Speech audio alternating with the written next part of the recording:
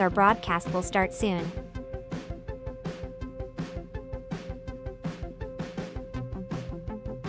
Please remember to like, comment, and subscribe on our YouTube channel now. At Blind Community Thrift Store on YouTube, and more info about this radio reading service, Navalins, and the Blind Community Thrift Store at www.blindcommunitythriftstore.com. The Blind Community Thrift Store radio reading service will begin shortly. We will be reading local news from around the Southwest Missouri area, Monday through Friday, 10 a.m. to 12 p.m. on YouTube, KSMU, and on the Audio Reader Network at Kansas University. For more information, please visit us at www.blindcommunitythriftstore.com. Please stay tuned as our broadcast will start soon.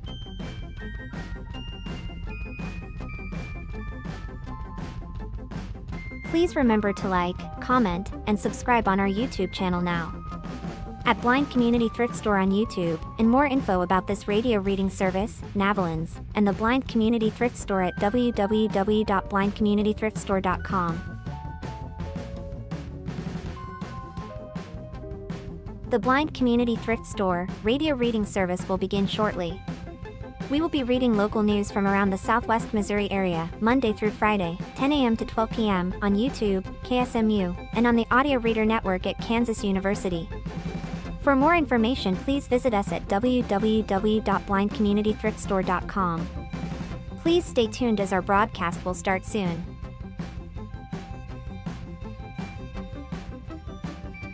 Please remember to like, comment, and subscribe on our YouTube channel now. At Blind Community Thrift Store on YouTube, and more info about this radio reading service, Navalins, and the Blind Community Thrift Store at www.blindcommunitythriftstore.com. The Blind Community Thrift Store radio reading service will begin shortly. We will be reading local news from around the Southwest Missouri area, Monday through Friday, 10 a.m. to 12 p.m. on YouTube, KSMU, and on the Audio Reader Network at Kansas University. For more information, please visit us at www.blindcommunitythriftstore.com. Please stay tuned as our broadcast will start soon.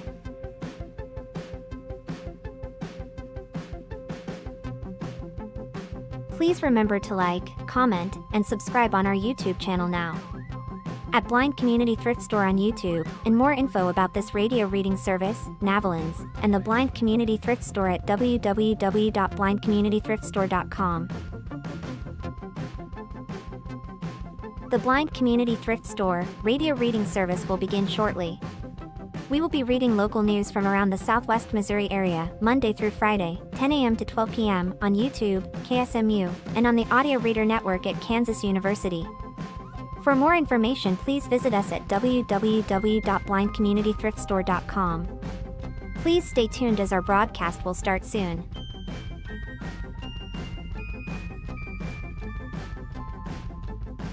Please remember to like, comment, and subscribe on our YouTube channel now. At Blind Community Thrift Store on YouTube, and more info about this radio reading service, Navalins, and the Blind Community Thrift Store at www.blindcommunitythriftstore.com. The Blind Community Thrift Store radio reading service will begin shortly. We will be reading local news from around the Southwest Missouri area, Monday through Friday, 10 a.m. to 12 p.m. on YouTube, KSMU, and on the Audio Reader Network at Kansas University. For more information, please visit us at www.blindcommunitythriftstore.com. Please stay tuned as our broadcast will start soon.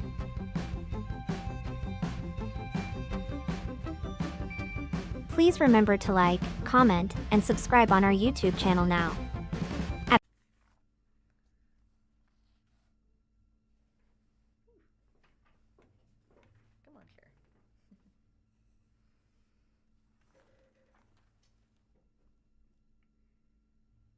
The time is 10 a.m. Thank you for tuning in to the Blind Community Thrift Store radio reading service. My name is Savannah, and I'm here with Madison. Hey. We invite you to listen to our broadcast both live and on demand. Our live sessions are available on the Blind Community Thrift Store YouTube channel, Monday to Friday between 10 a.m. and 12 p.m. each week.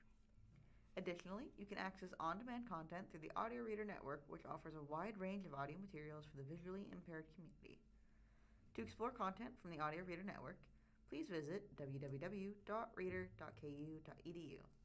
The site provides details about accessing content via Amazon Alexa, Audio Reader Network mobile app, and information on receiving a radio to listen to the broadcast by KSMU Radio. All broadcasts are played over KSMU's subcarrier airwaves at 67 kHz on 91.1 from 3 p.m. to 5 p.m. Monday through Friday. Contact Audio Reader Network for information on receiving a pre-programmed radio. First up, Madison with the weather.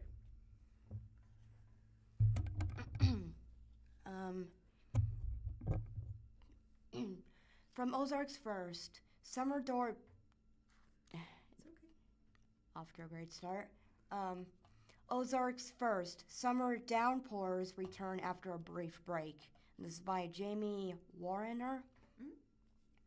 Wednesday came with near perfect summer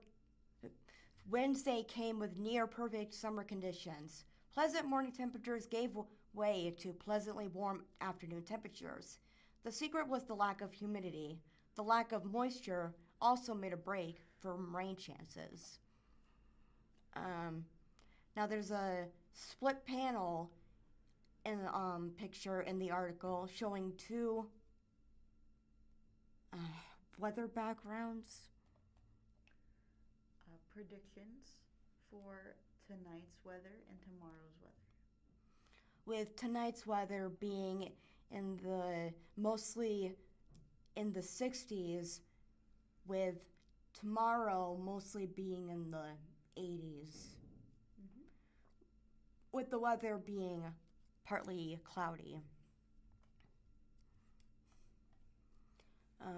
The break will be brief though. It's tough to keep humidity away this time of the year, and it will sneak back into the area on Thursday. The increase in humidity will be noticeable by afternoon and will be one of the ingredients that will lead to some isolated afternoon showers and thunderstorm activity. There's another weather panel that says tomorrow night and Friday. For tomorrow night, there's... Which will be Thursday night, I've just realized. Oh, right. Thursday night, which is tomorrow night, or Tonight. tonight.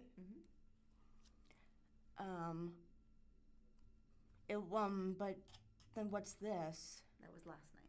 Oh, last night was at least 50 to 60 degrees.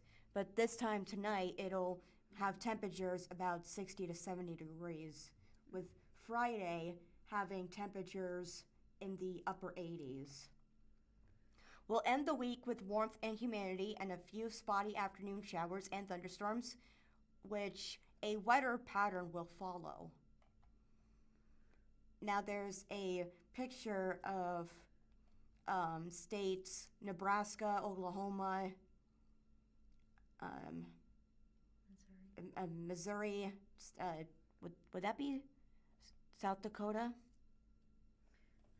can't tell from this angle, but moving in from the northwest corner are stormier patterns and showers is what the graphic is communicating. Right. A pocket of unsettled weather will swirl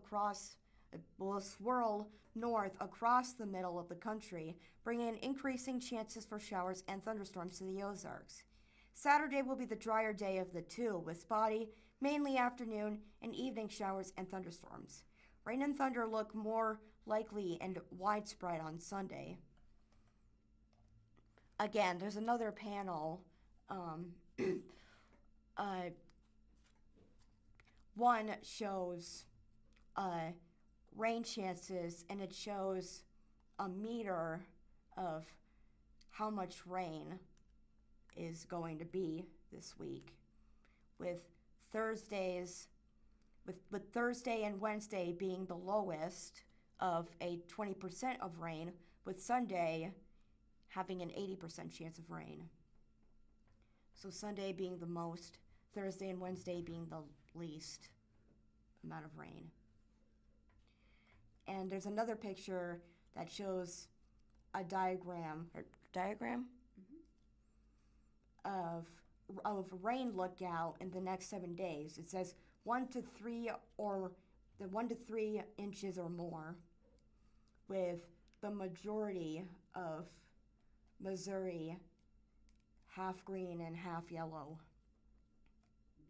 Meaning it'll be most likely to rain with that 1 to 3 inches. Right, because green it means less likely to rain, right? It just means chances of rain. Yeah, green means rain. Mm-hmm. The pocket of wet weather will linger into Monday before moving off to the northeast Tuesday into Wednesday. The main issue we'll see out of the stormier pattern is locally heavy rain and lightning. Localized flooding will be an issue in a few spots, and there may also be a few severe thunderstorms to contend with, mainly Sunday into Monday. Now there's a picture of the forecast into next week.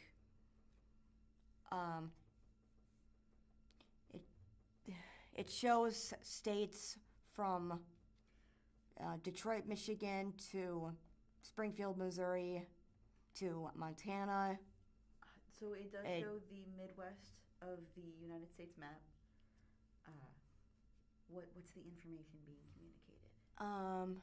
It says a bubble of hot air moved in with Albuquerque and Denver mostly being in the red, and the majority of Missouri being in the orange. So yes, bubbles of hot air will move in from the northwest corner and move through Missouri. However, states like Chicago or Washington, not Washington D.C. I mean the eastern states will get the storms that we experienced this week. Yes. By Tuesday, we'll be on the drier side of the storm with warmer air building in. Look for rain chances to drop back to isolated by Wednesday. Temperatures will be heading higher too, with afternoon highs in the upper 80s to near 90s on Wednesday. This will mark the beginning of our first hot stretch of the summer that will come with highs in the upper 80s and low 90s and feels like temperatures near 100. Mm-hmm. That's it for that article. From the Springfield Daily Citizen, Commission greenlights rezoning for controversial subdivision proposed west of the airport. The zoning change reduces the minimum lot sizes on 14.3 acres from 10,000 square feet to 6,000 square feet.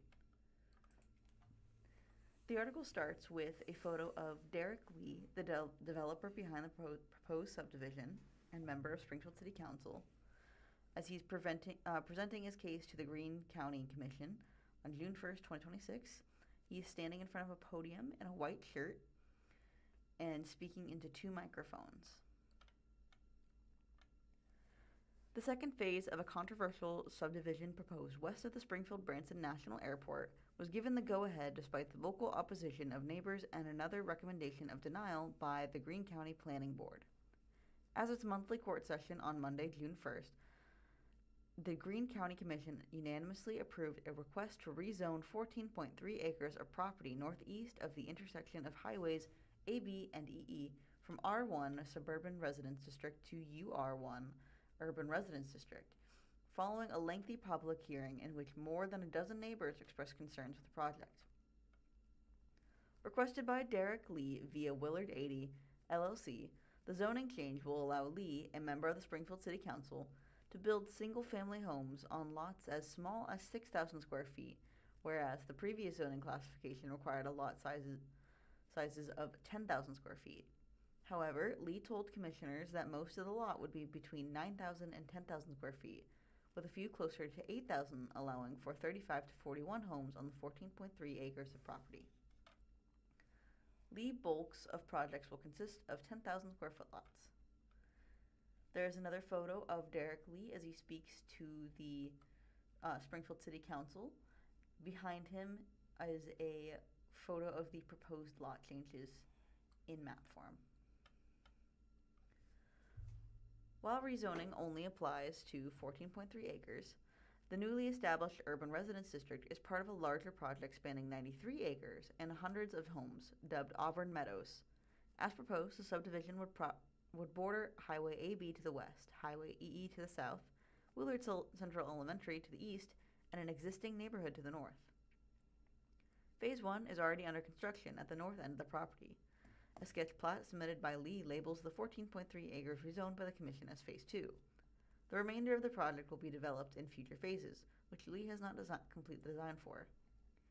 After initially seeking a rezoning of the entire 93 acres, which the Planning Board recommended against in a 1-6 vote, Lee asked that his application be remanded back to the board so that it could be scaled down to 14.3 acres, a request the Commission granted. The Planning Board later recommended denial of the revised proposal in a 3-4 vote. County planning staff has recommended approval of both iterations of the request.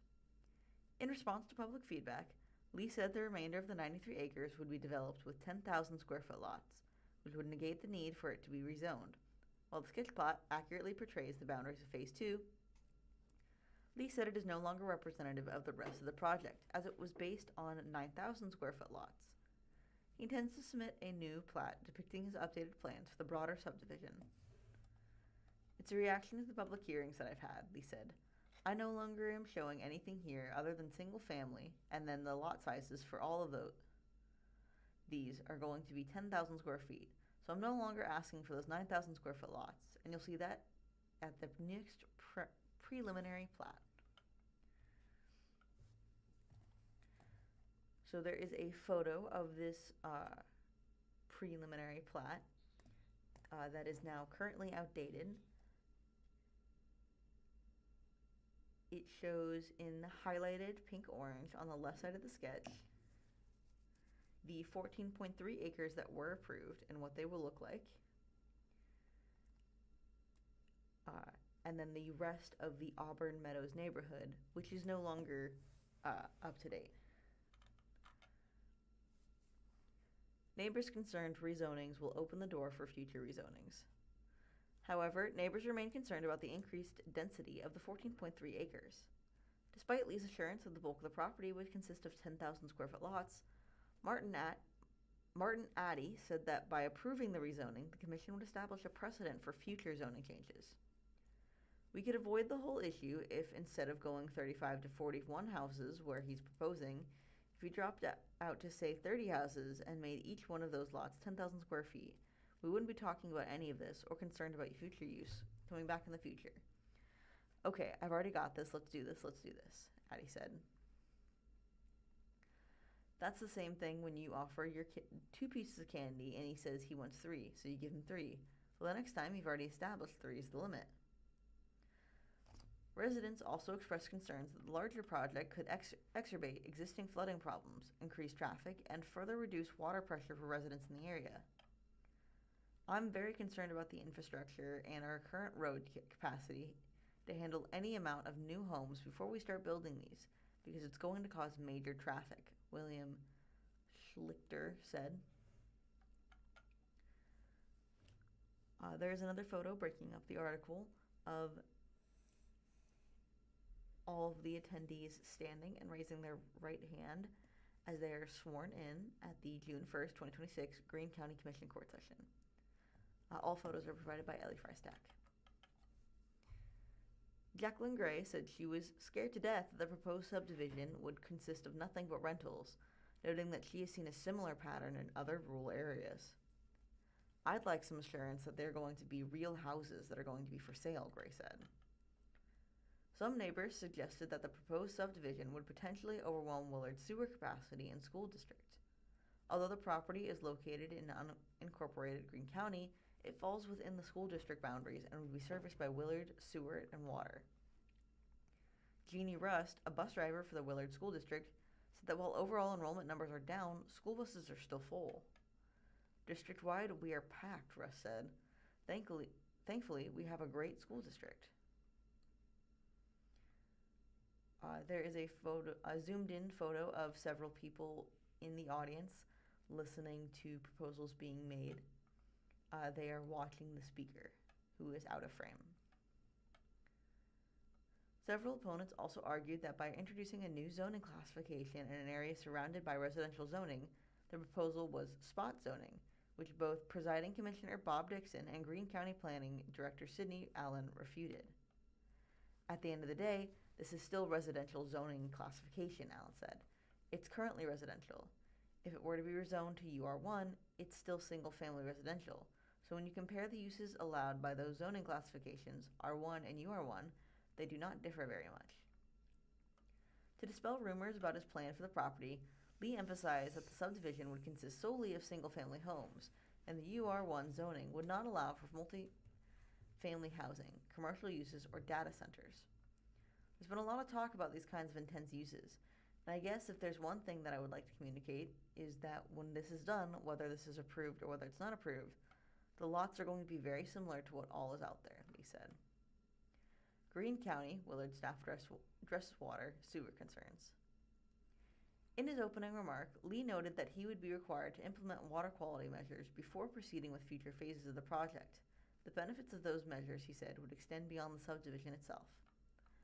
I'll actually provide those water quality measures for a lot of the existing homes and the subdivision, because you've got to get the entire area that's draining to the basin, Lee said.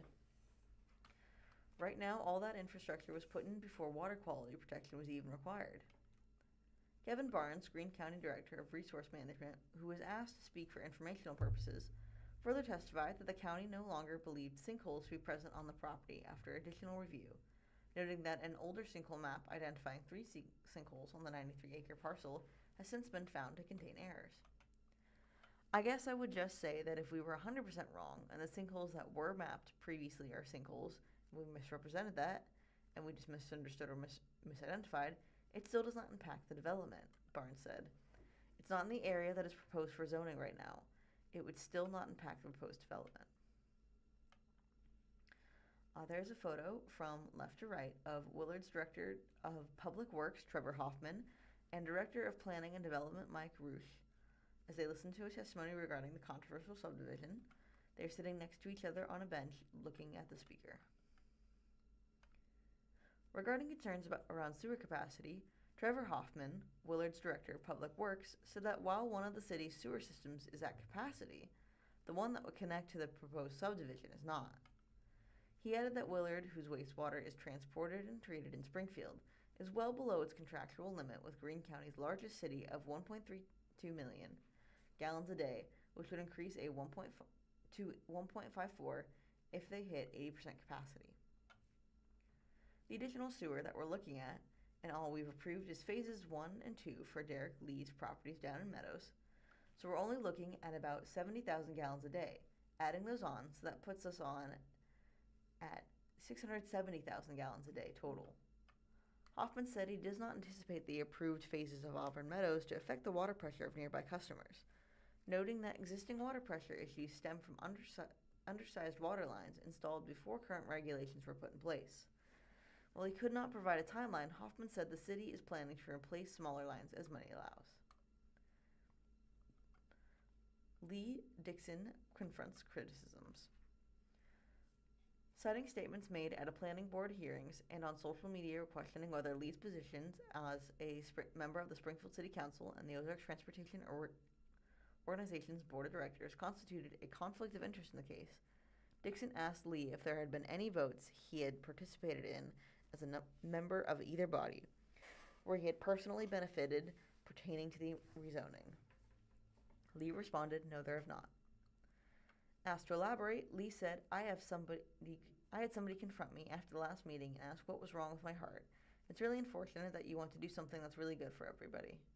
It's better for Greene County to have more housing. In order to do that, people have to go to build subdivisions and have to build homes. It's unfortunate that the rhetoric gets so strong and there's so many miscommunications that it gets to that point. In response to a separate allegation that a commissioner has accepted money from Lee, Dixon, who is running unopposed for his third term as presiding commissioner in the November 2026 election, acknowledged that Lee has contributed to his re-election campaign, which he said differs from personal gain and does not constitute a conflict. Dixon also pointed out that he has received contributions from more people who are opposed to the project. I'm very glad to be able to say that, Dixon said. Commissioners explain support for rezoning. There's a photo of the Springfield City Council as they are listening. 3 of them are wearing suits and sitting in front of microphones as they look to the camera. While recognizing neighbors' concerns around the project, Commissioner Rusty McLaughlin, who, as the Commission's rotating representative at the previous Planning Board meeting, voted in favor of the rezoning, argued that smaller lot sizes would reduce the development cost per lot, and as a result, reduce the cost of housing. Lee's testimony is that if he goes from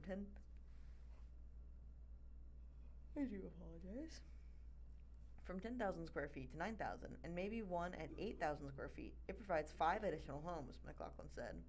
The math is accurate to say that his cost of development per lot goes down when you can put more houses on there, so, to me, that opens up access to a few more people to afford a home, which I gladly stand by. I stand for the rights of homeownership, and I look forward to hopefully my kids and grandkids can someday afford to buy a home, so I will always lean in that direction. Commissioner John Russell suggested that, should the Commission deny Lee's proposal, there would be a future attempts to rezone the property, citing a previous application for storage units and office space that was recommended for approval by the Planning Board. We remanded it back to Planning Board, and it was withdrawn almost 5 years ago, Russell said. I don't recall the details of that, but there's obviously going to be some attempts to do something with the property at some point in time. Lee's proposal, Russell said, makes sense because it would order an existing subdivision of similar character to the north. Russell also attempted to reassure neighbors that concerns around stormwater and infrastructure capacity issues would be addressed at the staff level before development could occur. All we have before us is, does this make sense to rezone this or not, Russell said. At that point in time, it will go through the rest of the process, and those issues will be dealt with. I certainly support the case today with these changes. And that is the end of that article. That one was long.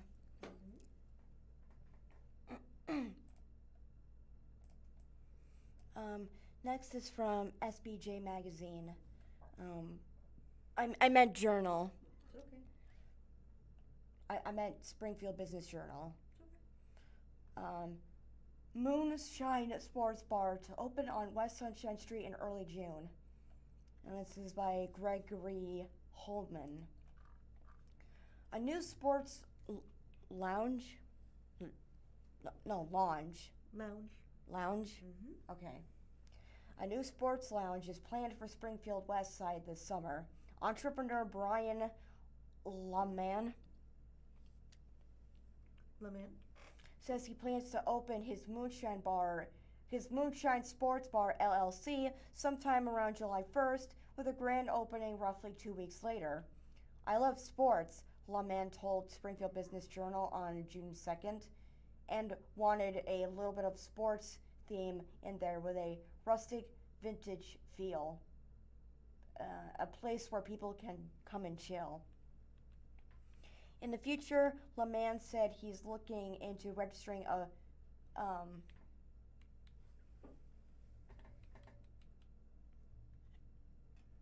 Registering a fictitious name. Registering a what? Fictitious. Name that includes the word lounge due to the upscale theme of the place. The bar goes by the Moonshine Sports Lounge moniker on Facebook. Moonshine Sports Bar is located at 1326 West Sunshine Street in a 1,000 square foot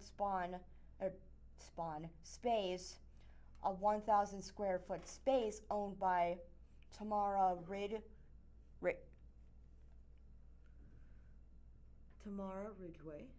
According to Greene County Assessor records. LaMann said he recently entered into a 5-year lease with Ridgway for undisclosed terms. According to LaMann, Ridgway owned a bar called Sunshine Saloon in the space for 2 decades and supports his new venture. LaMann said his investment to start up Moonshine Sports Bar is roughly $45,000. LaMan's vision for the place is less bar or nightclub and more of a sports-themed lounge, he said. Moonshine Sports Bar will be a boogie rustic lounge, in LaMan's words. The ceiling has chandeliers, but the bar also has a 112-inch mega screen, LaMan said. He emphasized the lounge will be welcoming for everyone, celebrating sports, especially football and college basketball. I love college basketball, but I really, really love football, LaMan said, noting Missouri's strong Kansas City Chiefs fandom. But we're all open to sports, LaMan said. We want to encourage anybody that wants to watch a game or have an event or anything like that to let us know. The grand opening in mid-July will feature live bands and a few vendors that's what LaMan said.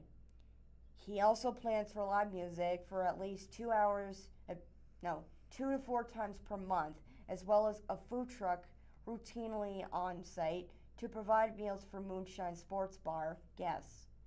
LaMan said he's in talks with food truck vendors with no firm plans confirmed to date. Karaoke, bike nights, ladies' nights also among LaMan's plans for the theme entertainment at Moonshine Sports Bar. My plan is to cater everyone, he said. It's not the first bar venture for LaMan. LaMan's career has included property management and sales in Springfield and the other Missouri cities, according to his LinkedIn profile, and he said he was part of the ownership group for Bizarre Bar LLC, which operates 2 bars in one downtown Springfield and one on West Olive Street. Bizarre Bar Director of Operations Amy Temple confirmed that in early 2025, LaMan sold his stake in that business to Dave Wensku and other members.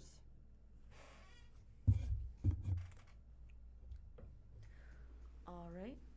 From the Springfield Daily Citizen, Rorico Brazilian Grill in Springfield, the close for new restaurants venture.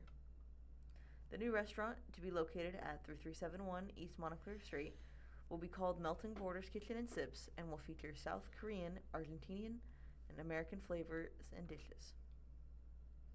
The article starts with a photo of the outside of the Rorico Brazilian Grill, located near Highway 65 and Battlefield Road. The parking lot is empty and it looks to be about midday. After more than that building located? How about I tell you after? Sorry. It's okay. Thought I could recognize where it was. It's okay. After more than 2 decades in Springfield, Rorico Brazilian Grill will shutter as the owner begins to open a new restaurant venture on the same property. Owner Angel Kim made the announcement on the company's Facebook on June 3rd. The announcement did not specify when the new venture is scheduled to open. The new restaurant, to be located at 3371 East Montclair Street, will be called Melting Borders Kitchen and Sips and will feature South Korean, Argentinian, American flavors and dishes, according to the Post. The combination highlights the Kim journey's family from South Korea to Buenos Aires and spending the last 25 years in Springfield. Inspired by our family's journey from South Korea to Argentina to Springfield, our new restaurant will bring together Korean flavors, South American influences, and American comfort food in one welcoming space, the company said in the Post. The more than 7,500 square foot restaurant is owned by Kim & Sons LLC and was appraised at $1.3 million, according to Greene County's Assessor's Office records. In February, Rorico closed to remodel after a broken pipe caused some backups in the restaurant restroom and kitchen.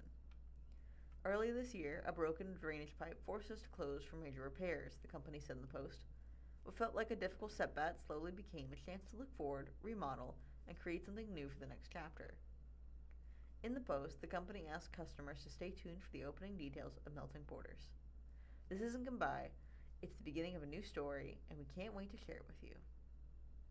The article ends with a link to the Rorico Brazilian Grill Facebook page, where it has where this statement was made. And that's the end of that article.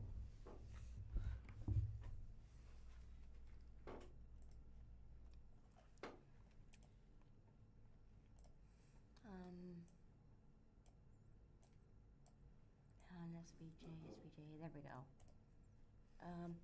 Next one from SBJ Journal, or Springfield Business Journal. so just SBJ. Right. Neighbors plan to file Referendum. petition Petition. with city for medical mile apartment building. This is by Karen Crago. Residents of neighborhoods surrounding a South Springfield development has gathered petition signatures to attempt to stop it at the polls. The subject property is 7.6 acres at 3302 Street or South, South. Maryland Avenue. All right. On May 4th, Springfield City Council approved a rezoning of the property to make way for the reverse at Medical Mile at the request of developer Bibby. The reserve at Medical Mile at the request of developer Bibby Oaks. Yeah, that's what I said. The project is a 182 unit apartment building that ranges from 3 to 4 stories high and abuts a single family residential neighborhood to its west. On its east, is the commercially and industrially developed area of the Medical Mile on National Avenue. The project proposal includes revisions by the developer from a higher density 4-story development within or just with? Oh, what does it say? Development with 198 units. Residents of the High Meadow East neighborhood raised concerns about a lack of transition between the multifamily and single-family parcels. Council voted 7-2 to approve a rezoning, with council members Brandon Jensen and Craig Hosmer opposed. A successful petition by nearby residents prior to the vote meant that a 6-vote majority was needed in order for the measure to pass, and that standard was met. Jensen previously noted that the city's comprehensive plan, Forward SGF, requires zoning to take transitions between the density into consideration. Arlene Criswell, a resident of the High Meadow East neighborhood, told Springfield Business Journal today that 1,928 signatures were gathered in a petition drive to overturn the rezoning. We needed 1,500, but a dedicated few have put in extra effort for our mostly retired neighborhood, Criswell said via email. She said that she plans to schedule a drop-off of the submissions in consultation with City Clerk Anita Cotter's office, and she hopes to do it soon. If signatures are found to be sufficient, outcomes may include a council repeal of its rezoning decision or an election at an unspecified future date, allowing voters to decide whether to allow the rezoning to stand, according to a past SBJ reporting on such petitions. A 2025 ballot petition regarding the Galloway Village development called the Chimney Rock subdivision was rejected by Cotter, who said the administrative decision by council was not subject to Referendum. and that the issue is now the subject of a court case filed by property owner Dan Clark. The ballot initiative, did I say it right? is a model that was successfully developed by Galloway Village residents in 2022, when a petition drive led to a city-wide vote to halt a mixed-use development by Elevation Enterprises LLC across from Sekiota Park. It was a Decisive? result, with 70.5% of the voters quashing the project. That same developer, under the name Galloway Village LLC, began to work on a new project on the site in May.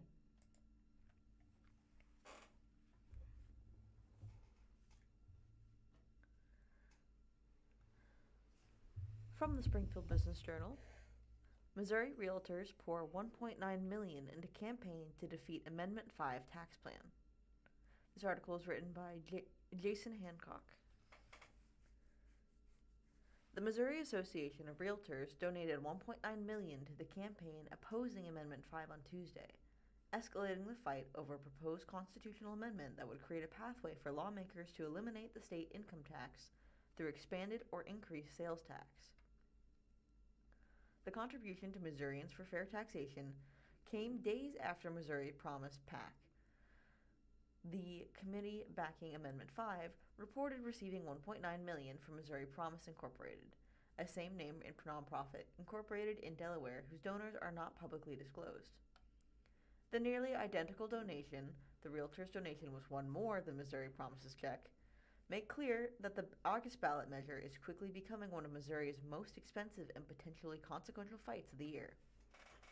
If approved by voters, lawmakers would be directed to establish revenue triggers for reducing the top state income tax rate, which is currently 4.7 for taxable incomes greater than about $9,200. It would grant lawmakers 5 years to change what is covered by sales tax or increase the rate to generate revenue to speed the elimination of the income tax. The revenue triggers are not specified. If no additional transactions become subject to the sales tax, the current rate of 3% would have to increase to as much as 11.5% to replace the money generated by income tax. Opponents argue the amendment would give lawmakers broad new taxing powers and could shift most of the cost of government onto everyday purchases and services. Scott Charton, spokesman for Missourians for Fair Taxation, said the realtors' money comes from members across the state who are trying to defeat what opponents have branded the everything tax. These donations come from pockets of realtors who are on every main street, suburban circle, and country road across Missouri, Charton said in a statement. We have 26,000 hardworking grassroots members who are mobilized to protect taxpayers against the deceptive Amendment 5's everything tax. The realtors have been among the most vocal opponent of Amendment 5, warning that the proposal could allow lawmakers to revisit constitutional protections voters previously approved against real estate transfer taxes and new sales taxes on services. The Missouri Association of Realtors backed on a successful 2010 constitutional amendment banning real estate transfer taxes and supported a 2016 amendment prohibiting new sales tax on services. Charton said Amendment 5 threatens both protections. The real agenda behind Amendment 5 is to trick voters into giving politicians a license to ignore current constitutional taxpayer protections approved by the people, he said. Supporters of the Amendment 5 reject the characterization and say the proposal is about eliminating Missouri's income tax and creating a stronger economy. Joe Lammy, spokesman for Missouri Promise PAC, said working families have shouldered the tax burden for too long.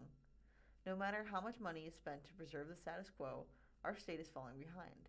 If Missouri is going to compete in the modern world, we need a new tax code that lowers taxes, attracts jobs, and unleashes our economy, Lammy said.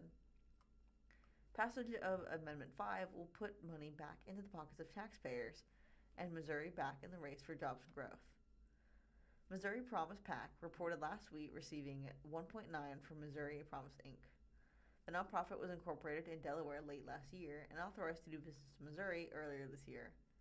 Its Missouri's filing lists Garrett M. Lott as chairman, officer, and registered agent, and lists as its principal place of business a private mailbox at 701 Market Street in St. Louis.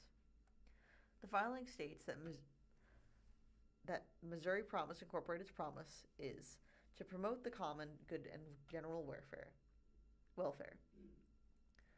Missourians for Fair Taxation argue Amendment 5 would weaken the Hancock Amendment, the 1980 constitutional provision requiring voters' approval for certain tax increases, and that the measure is so broad that voters cannot know how much tax could ultimately rise if it passes. Amendment 5 is so vague. Even the state auditor cannot say how much taxes could ultimately go up, which means Missourians are being asked to approve a constitutional change without knowing the full impact to their own pocketbooks, Churton said. The state auditor's fiscal note says the General Assembly already has authority to reduce the state income tax. Charlton nodded, arguing that a constitutional amendment is necessary. That's the end of that article. Huh?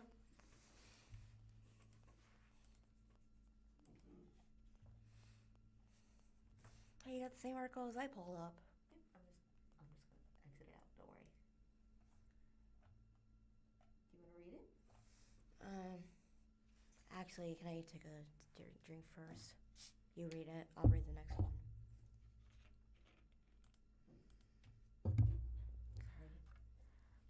It's okay.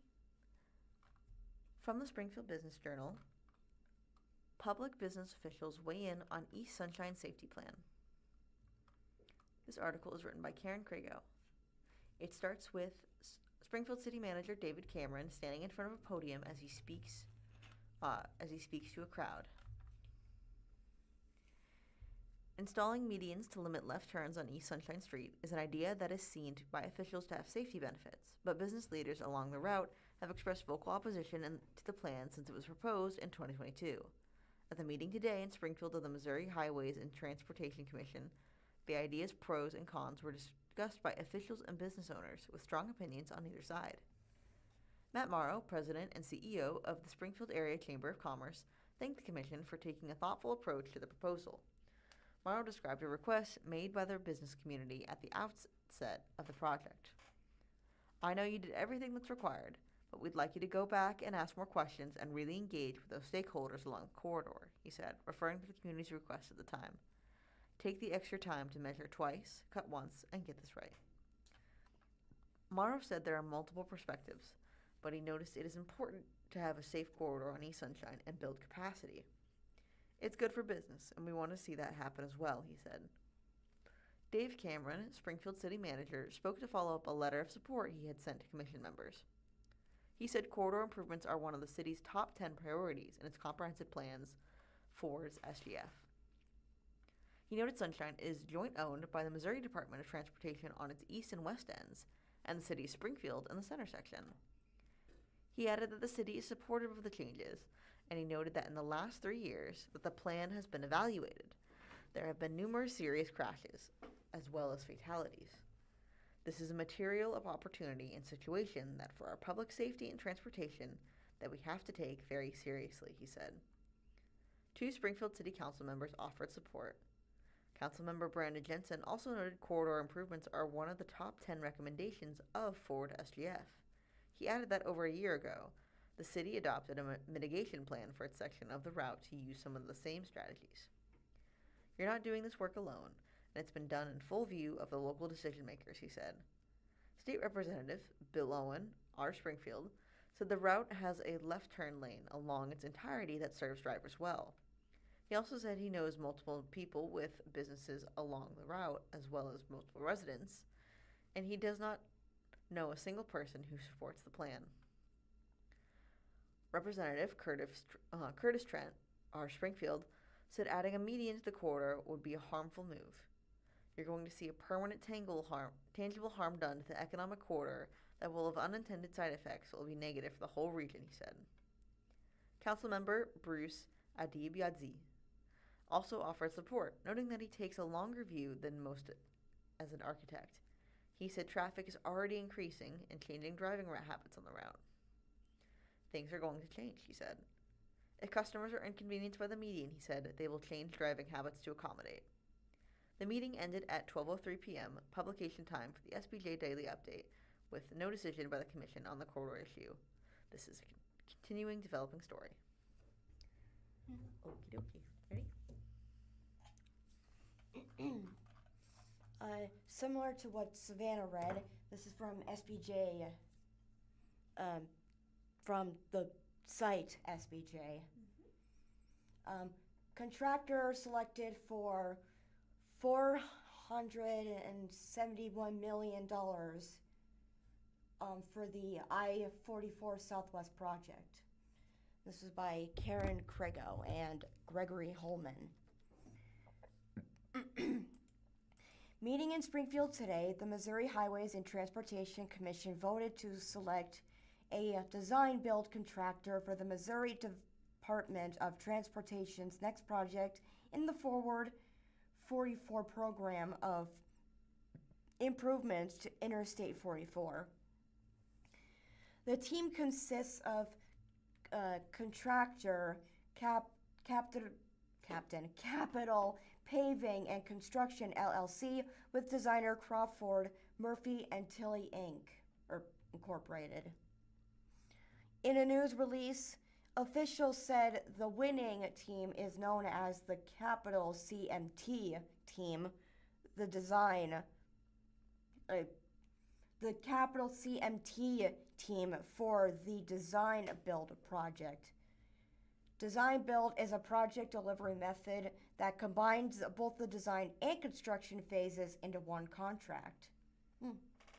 The winning proposal was selected from a field of 4 teams, according to the release, prioritizing projects at 5 locations across the region from the Jasper country city of Fidelity.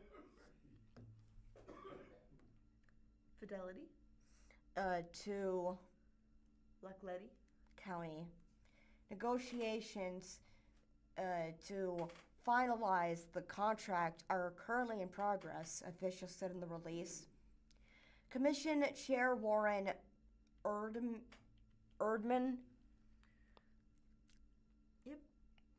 credited the leadership of Springfield State Senator Lincoln Hughes in pushing through both the Forward 44 project and another state project, Improve One or I. Improve I-70. Which increases capacity of the east-west interstate that passes through Kansas City, Columbia, and St. Louis. Senator Hughes is primarily responsible for this project, and he has shown incredible generational leadership during his time in the Missouri Senate, he said. The winning bidders hailed the commission's decision. We are honored by MO's trust in the Capital CMT team and is excited for the opportunity to help deliver the transformational investment along the I-44 corridor. Kevin Pert, Chief Operating Officer of Capital Paving and Construction. We look forward to partnering with MODOT, local communities, and project stakeholders to deliver a safer, more resilient corridor that strengthens connectivity and serves the region for decades to come. According to the MODOT officials, the Southwest I-44 Improvements Project is a $471 million project in the Forward 44 program that prioritizes 5 key locations where improvements to I-44 are planned. They comprise the following: major interchanges at I-44 to I-49 North in Fidelity. and I-44 MO13. in Springfield, widening To 6. Huh? To 6. lanes in the greater Springfield area, pavement and safety improvements in Greene, Webster, and Lackaday. counties, bridge improvements at Route EE in Springfield, and pavement improvements in Lawrence County. Construction is scheduled to begin later this summer with an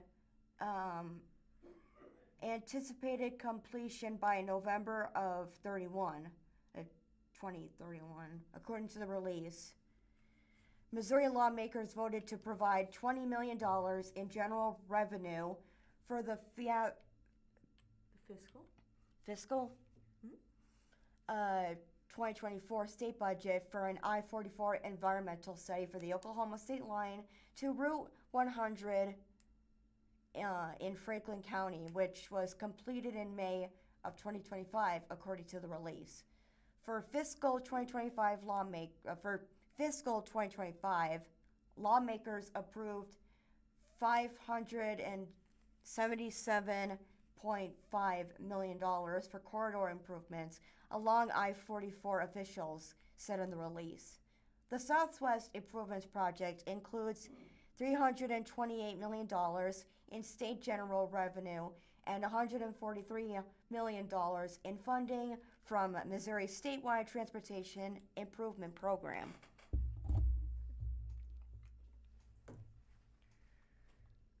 From the Springfield Business Journal. City Chief Litigator promoted to Deputy City Attorney. Article written by Gregory Holman. The article starts with a picture of Chris Homan in a gray suit and blue tie as he smiles at a camera in portrait style. The City of Springfield announced this morning that Chief Litigator Chris Homan has been promoted to the role of Deputy City Attorney effective June 14th. Homan's salary will be $164,894 per year, city officials told Springfield Business Journal this morning. Homan has worked for the city since 2018 and is responsible for all civil litigation involving the city, officials said in the news release. Additionally, he oversees in-house litigation as well as monitoring and supervision of outside counsel. Additional responsibilities in his new role will include serving the city's chief legal officer in the absence of the city attorney, assisting in the development and execution of the city attorney's office long-term planning, directly handling high-profile assignments, and supporting assistant city attorneys, said city spokesperson Melissa Hart. Homan also serves as legal advisor for the Springfield Police Department, Springfield Fire Department, and Springfield Greene County 911 Emergency Communications. Homan received his Juris Doctor from the University of Missouri School of Law. Prior to joining the city, Homan was a senior asset for Evans Nixon LLC, an assistant prosecuting attorney for Greene County. He is a member of the Springfield Metropolitan Bar Association and serves on the board of directors for Leadership in Springfield and the Child Advocacy Center. He grew up in Springfield and is a graduate of Central High School. I am grateful for this opportunity and proud to work with the incredible team of professionals in the city's attorney's office, Homan said in the release. And that is the end of that article. Already? Mm-hmm. Did I already do this one? Can you scroll all the way up? You have not read it yet.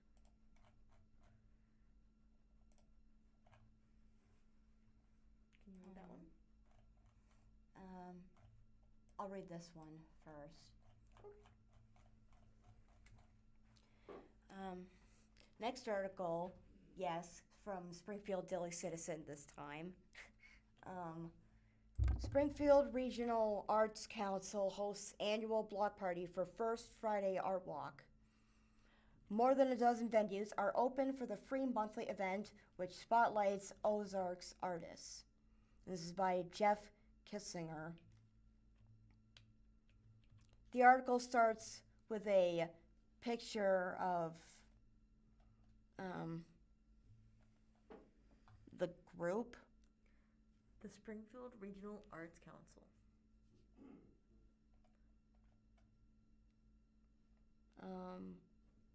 And they're standing behind a party banner with the words Block Party behind them. and they're all holding a bunch of paper. The Springfield Regional Arts Council is kicking off summer with its annual block party at the Creamery Arts Center during the June 5th First Friday Art Walk with art, of course, and some important presentations. There are 13 venues participating in this month's Art Walk, a monthly effort in which galleries and businesses line up arts-related events across downtown Springfield. Everyone is encouraged to walk around the neighborhood and pop into galleries in what organizers call a self-guided tour. Venues will be open for variable hours until 10 p.m. There's another picture of the inside of the Creamery Arts Center, and it shows a group of people looking at different art styles of portraits. The event celebrated its 24th season in 2024, providing opportunities for the public to engage with art. And apparently it's a popular spot during First Friday Art Walks. The Creamery Arts Center is a popular spot during First Friday Art Walks, is what I meant. Mm-hmm. This photo was taken by Springfield Regional Arts Council. SRAC's block party features the openings of 2 exhibits on June 5th. Summer in the Ozarks features local and regional artists sharing artwork that celebrates the place we call home.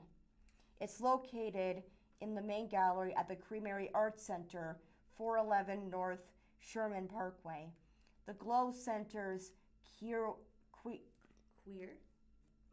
Isn't that a swear word? Nope. Queer artist showcase. Meanwhile, debuts in the new hallway gallery. Both shows will be open from 5 to 7 p.m. Complimentary snacks and refreshments will be available too. But art isn't the only thing on the agenda. The Springfield Regional Arts Council will also be handing out checks to support organizations that carry out arts and culture initiatives across the Springfield area. The awards are made possible by SRAC's Arts and Cultural Grant Program, utilizing a portion of Springfield's hotel/motel tax and contributions from the Community Foundation of the Ozarks and the Jeanette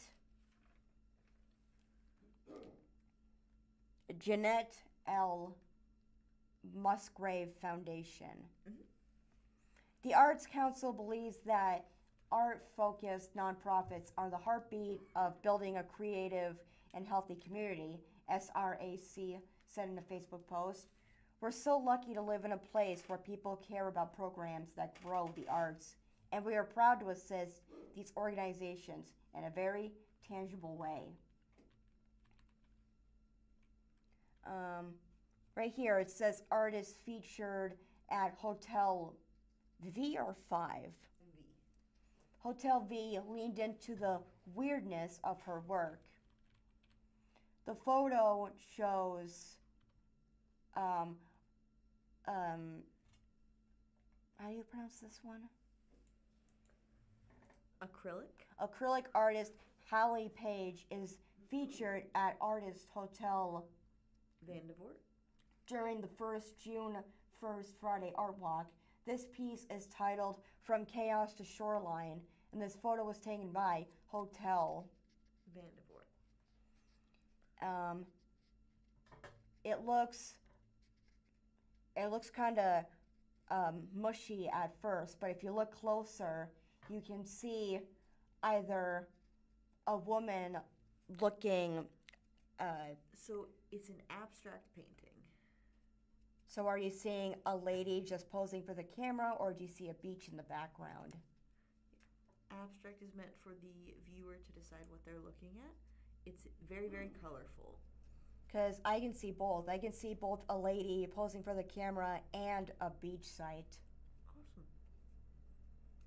I'm going Those are cool. Hotel Vandor. Vandevor. Okay. Located at 305 East Walnut Street, features artist Hallie Page this month. She began painting in 2003 as a high school junior. Oh my gosh, I was born that year. Madison, why do we keep reading? Sorry. She says art became her escape and she painted on every surface she could find. She now works mainly in Acrylics. It's an emotional thing, these paintings, Page said in a media release. It's like a living thing from that moment. I can go back to many pieces and feel what is in that notch in time, like a journal entry or photo. For a long time, I tried to force away from the weirdness in my work. It was so frustrating to me that it was just my style. I eventually gave into it due to the unbelievably productive vent that was able to take place. I started noticing the uniqueness in the abstract and fell deeper in love with it. Page's work will be on display in the hotel lobby from 4:30 to 10 p.m.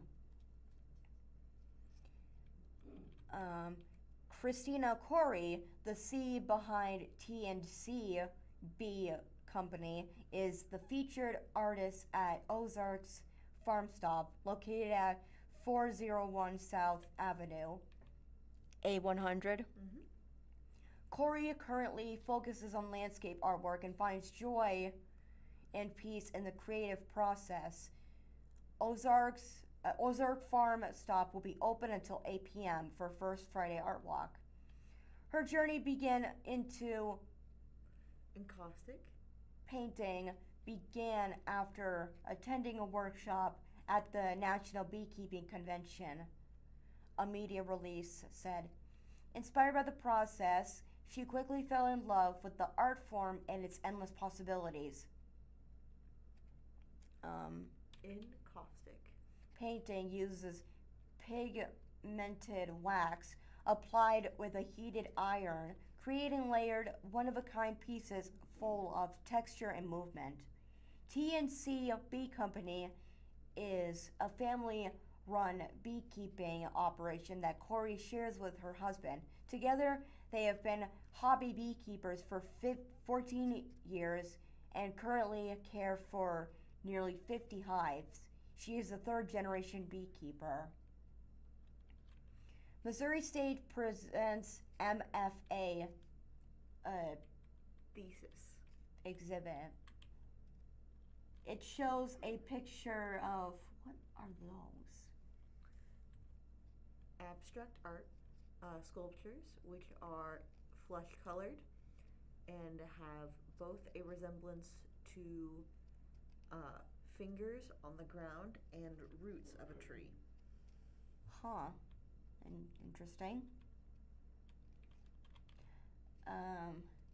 This photo was taken by Missouri State University, and it shows what Savannah just said on either a wooden floor or table in a pitch dark room. And like she said, it can either look like the root of the trees or fingers on a table. But you could see both if you look closely enough. Would you like to keep reading? Yes. I'm going to write that down later. Missouri State University is teaming up with the Springfield Art Museum for its MFA Thesis. exhibit. It will be open from 6 to 8 p.m. at the Robert and Margaret Corolla Arts Exhibit Center, located at 326 North Boonville Avenue. This exhibition features the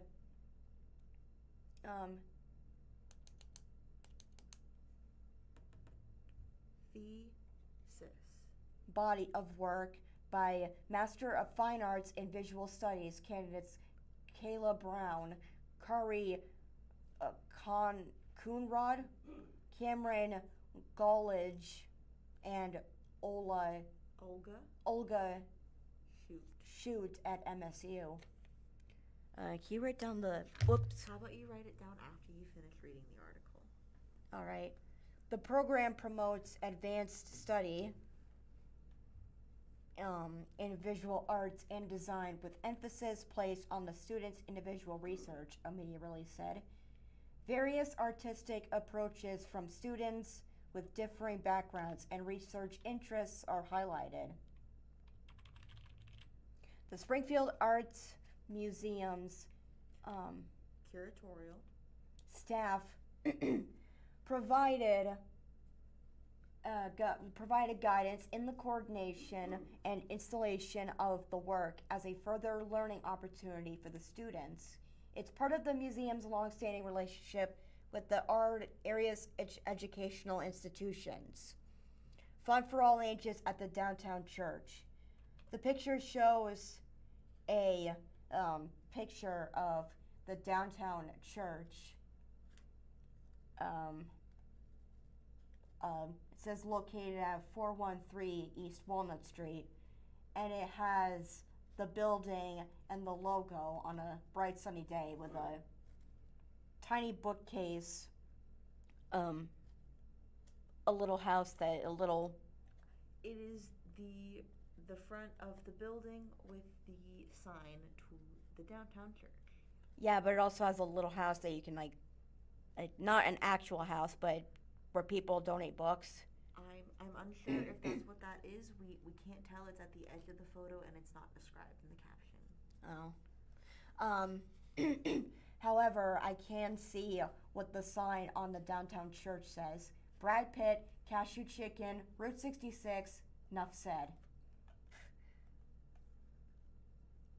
Enjoy family-friendly fun at the downtown church. Once again, located at 413 East Walnut Street from 6 to 8 p.m. There will be live jazz music from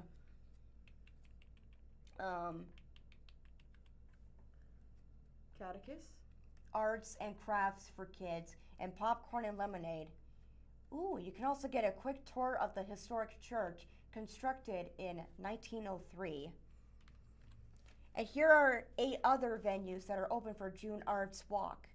8 other venues will be open for the June 5th First Friday Art Walk. They are formed in an artists collective at 210 East Walnut Street, Forming Art Studios at 330 South Avenue, Gailey's Breakfast Club at 220 East Walnut Street. Cafe. H-E-E. Here's Luxury Living at 138 Park Central Square, number 101. Historic Gilloy's Theater at 325 Park Central East. J.L. Long Traders, 318 West Walnut Street. Obelisk. Home, 214 West Phelps Street. Suite 101. And Park Central Branch Library, 128 Park Central Square. For more information, visit the official First Friday Art Walk website or find First Friday Art Walk on Facebook. Thank you for listening to the Blind Community Thrift Store radio reading service. The Blind Community Thrift Store is a spacious 17,000 square foot thrift store located in Springfield, Missouri. It holds the distinction of being the first retail store worldwide to incorporate NaviLens technology, which significantly enhances accessibility for the blind, visually impaired, and non-English speaking individuals. This innovative system enables customers to navigate and shop with minimal assistance, fostering independence and confidence.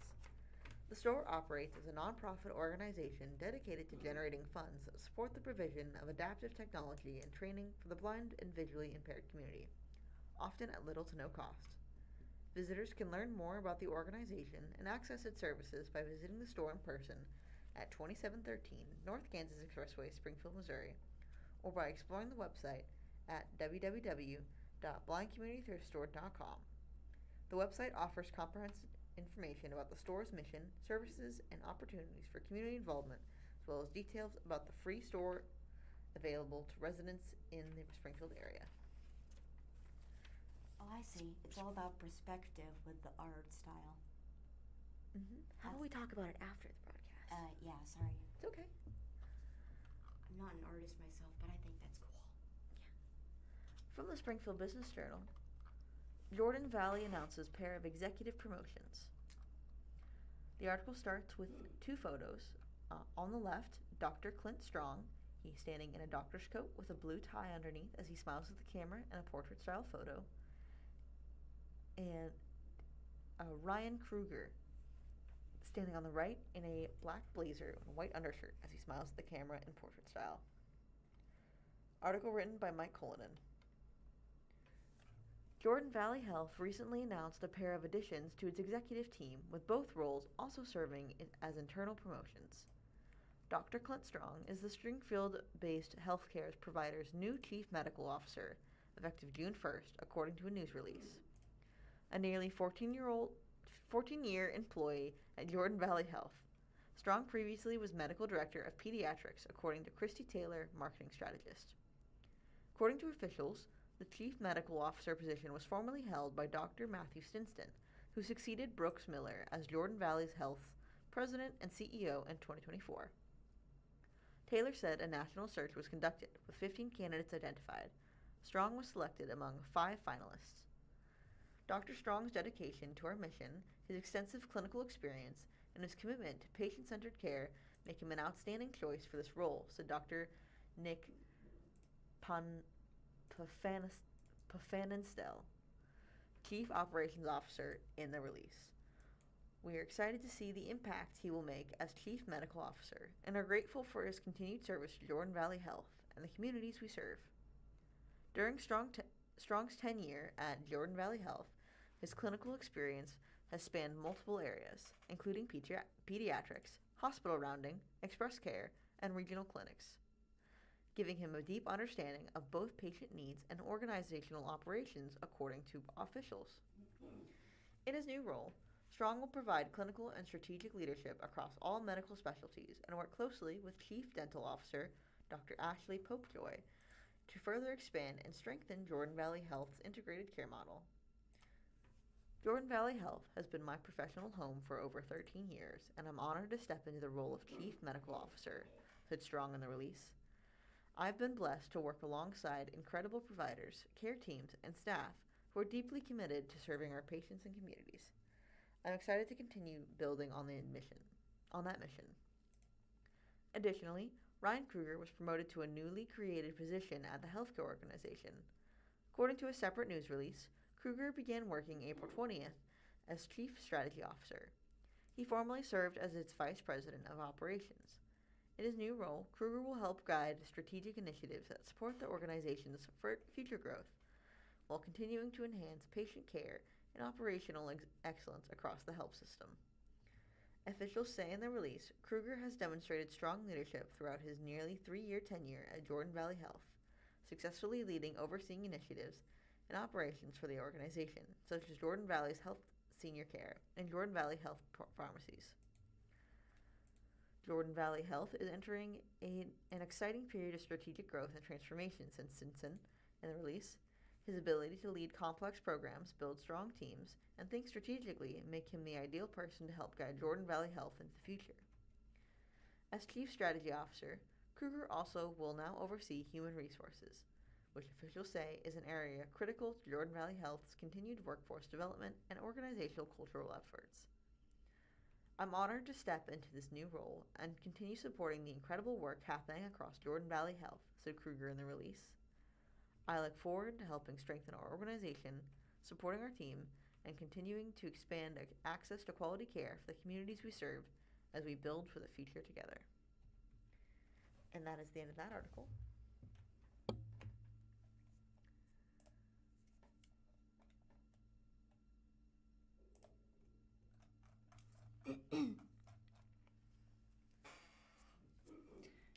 Next from Springfield Daily Citizen, 3rd annual DK Memorial Track Meet in honor of Devrin King is scheduled for Saturday. Oh, King, a standout track athlete at Central and Evangel, died in a motorcycle car crash in 2023. This is by Adam Walker.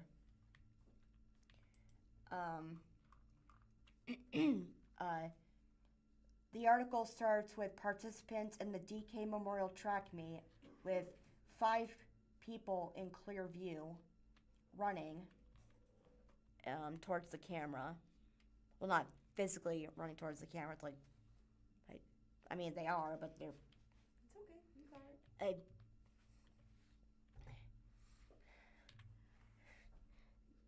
They're not going berserk running, is what I mean. Yes, it's a track meet. It's okay. It's that type of run.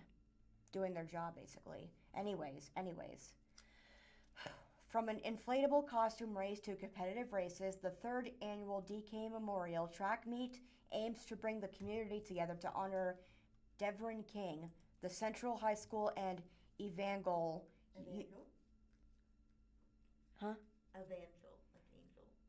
Evangel. Oh, yeah, University track star who was killed in the 2023 motorcycle crash. This year's event will be held at 4 p.m.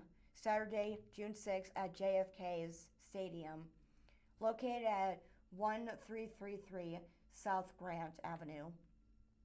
The meet benefits Devrin's Locker, a nonprofit that provides new and gently used sports equipment and grants for sports activity fees to kids in foster care and for those whose families cannot afford it. Here's some stuff about Devin King. First off, there's a picture of Anita and Devin King sitting in the stands at a past track meet. This photo was provided by Anita King, who is his sister. It's not described here. Someone who is related to him in some capacity. Yeah, because they have the same last name.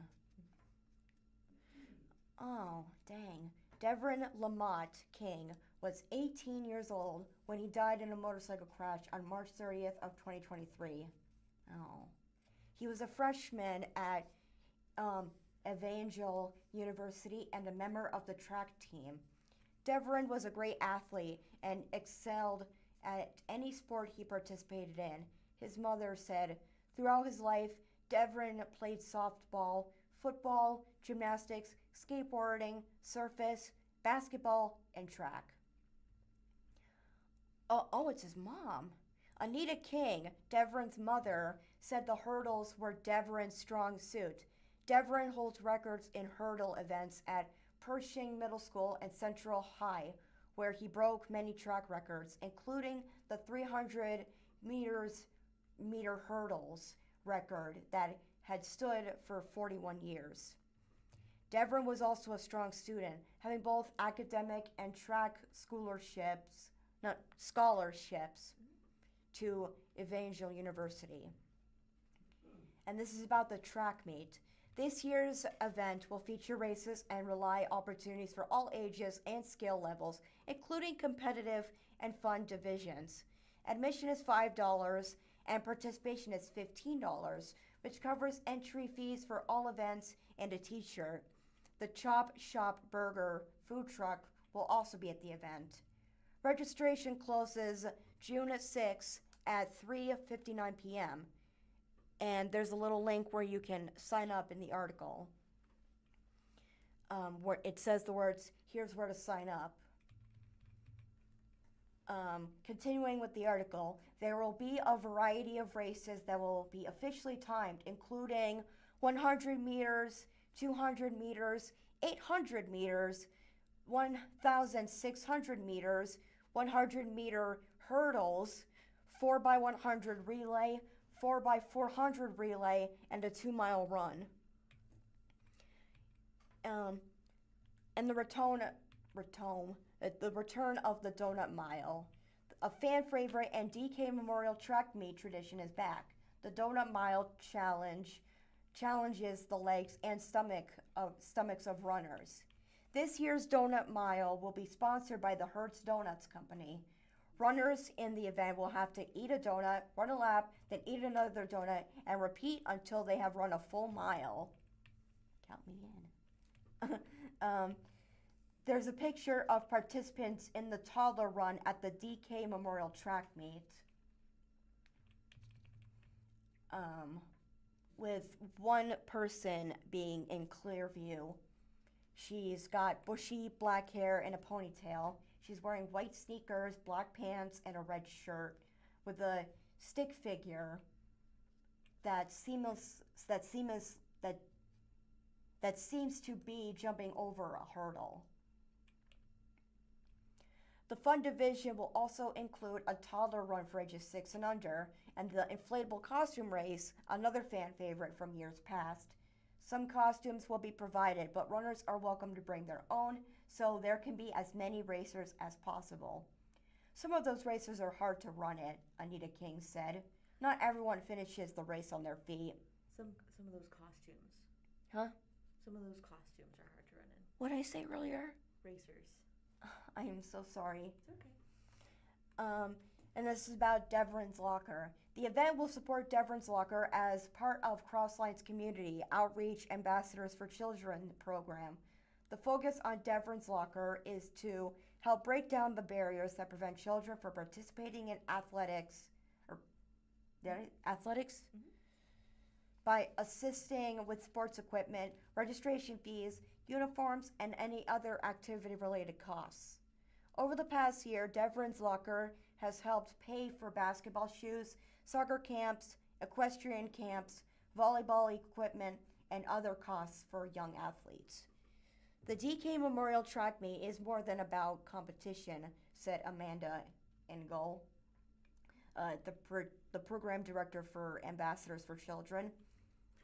It's an opportunity to come together in a meaningful way while helping local children experience the confidence, belonging, and life lessons that sports can provide. R.I.P. Deverin. That's the end of that article.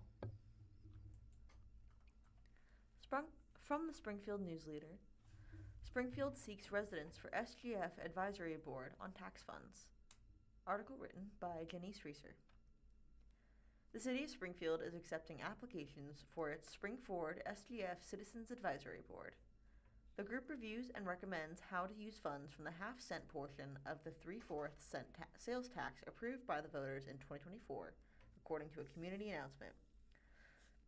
The Spring-Forward SGF tax generates revenue for major capital improvement projects, community initiatives, and park updates. The Citizens Advisory Board, CAB, plays a key role in determining which projects receive funding. Open board positions available for application. Currently, 4 positions are open on the 9-member board. Applicants must be Springfield residents who have lived within city limits for at least 2 years and are registered voters. All applications must be received by 5 p.m. June 18th. The application can be found at the City of Springfield official website at tinyurl, tinyurl.com/3Y5BF29V. City Council's Committee of the Whole will review applications for the open positions and consider reappointment for one existing member on June 29th, and recommendations for appointment will be forwarded to the full City Council for approval. The CAB which began meeting in May 2025, will resume its activities once the new appointments are made.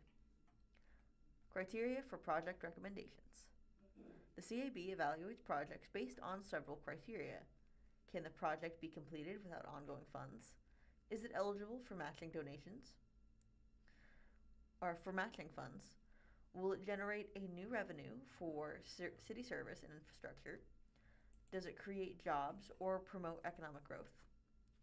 Other considerations include whether the project serves as a catalyst to attract or retain residents and businesses, improves livability, is transformational, or continues a previous initiative. Preference is given to city-run or city-partnered projects over independent or grant-style programs. The advisory board discourages requests for ongoing operating funds, focusing instead on one-time capital or transformational investments. For more information about the application process, contact City Clerk Anita J. Cotter at acotter@springfieldmo.gov or 417-864-1651. Springford SGF projects approved. The City Council has already approved several projects under the Springford SGF initiative, according to the announcement. Transformational capital improvement projects include the Springfield Art Museum Phase 2, with a total budget of $30 million allocated across fiscal years 2027 and 2028. Additionally, there is a $30 million match for a proposed allocation by the state of Missouri for a convention and event center. Community and neighborhood projects funded include the Neighborhood Works Plus program, which provides engineering and design support with a budget of $500,000. There's also $500,000 allocated for the creation of a neighborhood plans and $5 million for Neighborhood Works Plus project in fiscal year 2027. Parks and trail improvements projects are another significant focus on the funding. Parks, trails, and corridor projects have a total allocation of $10.8 million for the fiscal year 2027, with large projects including $3.6 million for a Meador Park pickleball complex, $1.8 million for Chadwick Flyer Trail construction, and almost $1.4 million for Lafayette Park master plan improvements. And that is that in the article.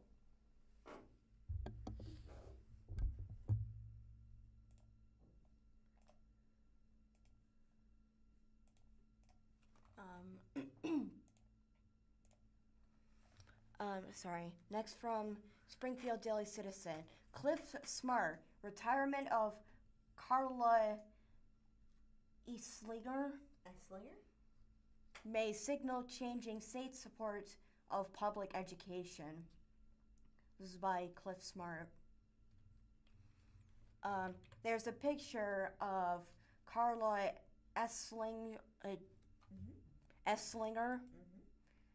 The recently hang on, which one is her?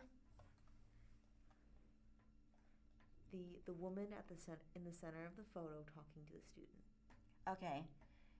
The recently retired Missouri Commissioner of Education earned a reputation for her support of public education, such as during this December of 2025 tour at Springfield's Hillcrest High School. Here, she's visiting with a student named Hunter Bussard about wood that will become part of either a cutting board or a cheese board. And this is taken by Joe Hadsell. They seem to be in a huge warehouse. It right? looks to be a woodworking class. Right. Should I say this part? That's just what it's filed under on the website. All right. With the Missouri, legislative session just ending, it's a good time to take stock of what's been happening in Jefferson City. I'll cover important bills that have passed, initiatives we'll be voting on, and a couple of appropriations issues. But first, there has been a resignation / retirement that has real significance to our area, so I'll start there. Carla Eslinger, the Commissioner of Elementary and Secondary Education, stepped down on June 1st of 2026 after serving only 2 years in the position.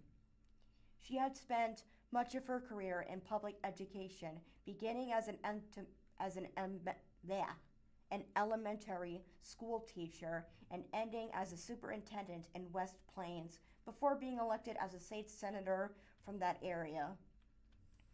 Mary Schrag, who announced Tuesday that she is stepping down, effective immediately, as chair of the board that oversees this department, said in a statement, I have had the chance to see Dr. Esslinger in a variety of educational positions, as well as working in the state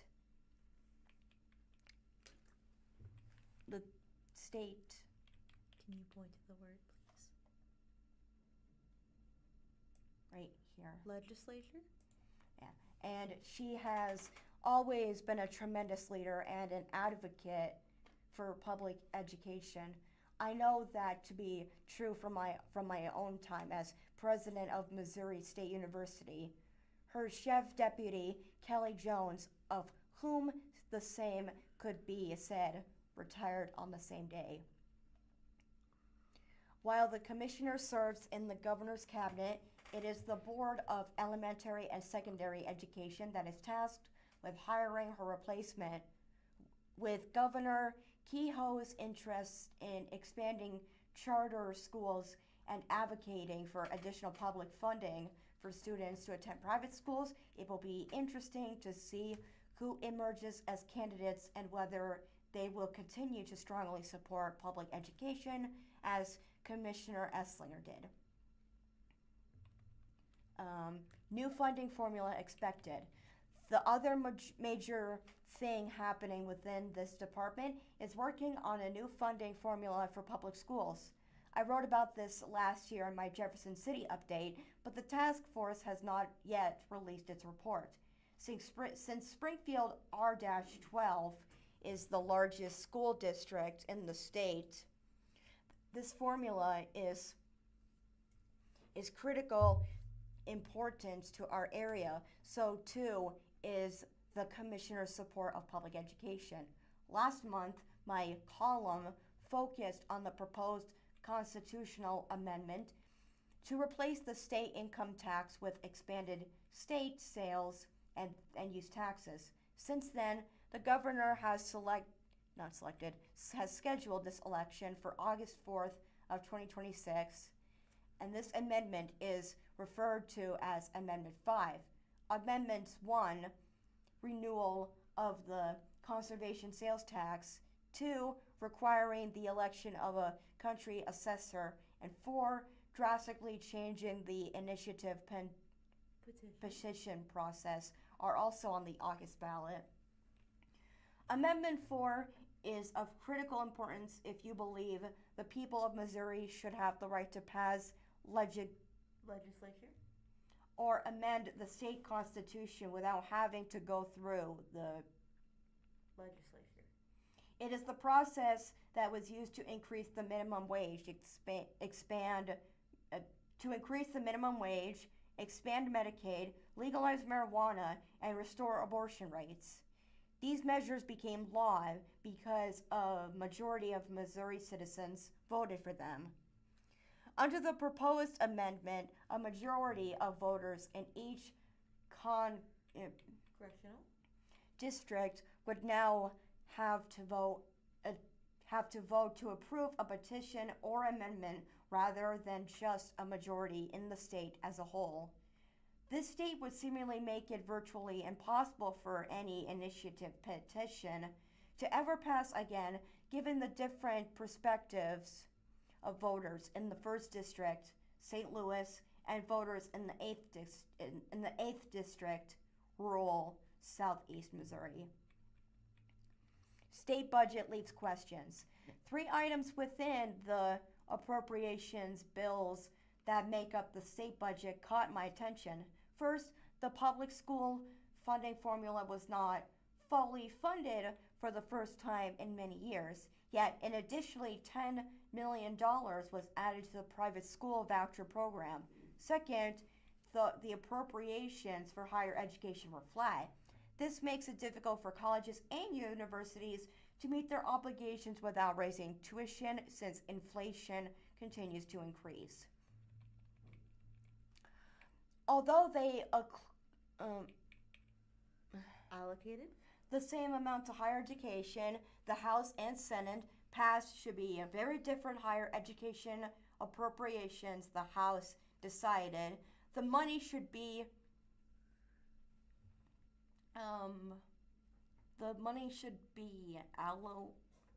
allocated. based in part of the number of students enrolled. The Senate simply I'm having a hard time following where you are. the Senate simply Reallocated? the amount each received last year, regardless of enrollment increases or decreases. The Senate view prevailed in conference committee, but with the promise to consider a higher education funding formula next year. While I was president of Missouri State University, our team fought for a new funding formula without much stress at least 4 times because of the current appropriations process Penalizes? the universities that are growing, including the Missouri State and the University of Missouri. Let's hope the 5th time is the charm as is needed here. Or 5th time the charm. Let's hope the 5th time is the charm as change is needed here. The final item of interest to me was reappropriation of the $30 million to help build a convention center in Springfield, despite the voter rejection of that project during the last Municipal? election. I am interested to see whether Governor Kehoe vetoes this line and item in the budget. If he does not, it may indicate this project has new life in some form. Different location, private partner, different cost, etc. The Legislature? also passed a public safety bill, a healthcare bill, which expands women's and Maternal? health coverage, the Born Alive Abortion Survivors Protection Act, and banned the sale of intoxicating hemp products, among other actions. No special session is anticipated.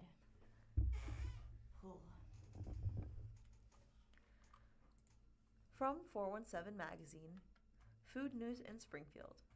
Read all about what's happening with the food scene in Springfield in this week's Table Talk by Tessa Cooper.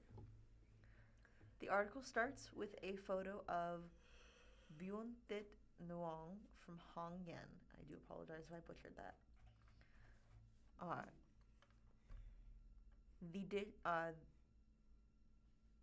The dish is placed on a ceramic blue plate with a side of wontons and spring rolls, as well as different sauces. They say absence makes the heart grow fonder, and that's definitely true when it comes to food. I know several of you have been dealing with major Hong Yen and Slapbox pizza cravings for several months of temporary closures for both. This week's Table Talk features some big updates from each, plus some other exciting news on beverage businesses popping up in Nixa and Ozark. And if you're not following us on Instagram, at 417mag, you should definitely fix that right now. We've got a busy week of food content planned for you, and we'll be giving you some exclusive sneak peeks of concepts opening soon. PSA, Hong Yen is back. We've got very good news to share. Hong Yen is back open, and now it's in a new home at 301 West Battlefield Road in Springfield. We swung by this past Friday and got in just before the dinner rush. Word travels fast in this town. This new location still has the same charm as the previous one, but it's more spacious and brighter. Hong Yen regulars will be happy to know the menu hasn't changed much, but according to our server, they plan to add banh mi to the menu in about 2 weeks. You can bet that means we will be returning soon. An update on Slapbox Pizza. We know that many of you have been craving Slapbox Pizza for months since its closure, but we finally heard some positive news. According to Holly June Graves, who manages the I Love Springfield, Missouri food group on Facebook, the owners have been hard at work prepping to reopen in a few months. Today I was fortunate enough to run into the family who owns this wonderful restaurant, and they were able to update me on the status of the restaurant and their future plans, Graves wrote. Slapbox Pizza is planning on reopening in late summer or early fall as proper sit-down restaurant as they expand into the empty space at the front of the building facing Lone Pine. It's been a long haul, but their equipment issues have finally been resolved. They are very excited to let everyone know that they are looking forward to serving their customers again. Very soon, I personally can't wait. Read the full post on the link at the website, and be sure to join this wonderful group while you're at it. Nixa Meet Quenchers. In case you're like us and somehow missed the memo, Quenchers opened another location at 103 East Mount Vernon Street in Nixa just a couple of weeks ago. This 80s and 90s themed drink drive-thru has already won the loyalties of 417 Landers taste buds in Aurora, Monet, and Mount Vernon with its dirty sodas and loaded teas. And judging by the line of cars we saw when we drove by this weekend, it's now being very well received in Nixa. It sounds like the perfect place to grab a summer treat for yourself and your kiddos. Coming soon to Ozark, 9 Lives Tavern. There's a new evening gathering spot coming to downtown Ozark. 9 Lives Tavern is a board game and book bar opening soon at 107 West Church Street, Ozark. Owners Amos and Shelby Hale are the entrepreneurs bringing the concept to life and aim for a summer opening. We are hoping to make a place that's inviting to everyone and encourages people to pursue their passions and find new ones and new people along the way, they wrote in a social media post. We can't wait to check it out. That is the end of that article. Do you want to read the article that you just had pulled up? I got this one too. See? Although it's kind of short. The other one is a little bit longer, is why I want to give you time to read it. All right. Coming back to 417 magazine, for me, of course. Things to do this week in Springfield, Missouri. This is by Taryn Shore McKee. The article starts with somebody looking away from the camera, but he's in a clear view. I can see his striped blue and white shirt, and he's wearing a sun hat, and he's standing in front of on Commercial Street. Yeah, he's standing on Commercial Street with the left side being in the shade and the right side being in the sun. It says, stroll along a 1 mile stretch of Commercial Street lined with flower arrangements by local florists. Vote on your favorite arrangements at the C Street Floral Stroll on Saturday, June 6th. Isn't June lovely in the Ozarks? Blooming gardens, pleasant weather that's not too hot or humid, busy farmers markets, and one of my personal favorites, albeit short-lived, early summer traditions, blueberry season. A few local farms open this week for you pick, including Persimmon Hill Farm and Missouri Berries. This week's events perfectly set up summer, starting with several annual festivals and community celebrations from Nixa's Multicultural Festival to the Springfield Regional Arts Council Block Party and the C Street Floral Stroll. The Parade of Homes is also back, giving us permission to embrace house envy and suddenly develop strong opinions about kitchen islands. Finally, because summer evenings demand a little entertainment, there are plenty of fun, free movie options too. Catch Wayne's World at the Moxie and Moana at the Gilloys, or head outside for movies in the park at Nixa. Add in a wine dinner at Big Cedar Lodge and Cassidy's Station's new Red, White, and Tipsy pop-up, and there's a solid chance you'll find something worth adding to your calendar. Thursday, June 4th to Friday, June 5th, Henry Cho, The Empty Nest Tour at the Gilloys Theater. Admission is $52.53. The show starts at 8 p.m. with doors opening at 7 p.m. Comedian Henry Cho is best known for his rare, clean comedy, but also has extensive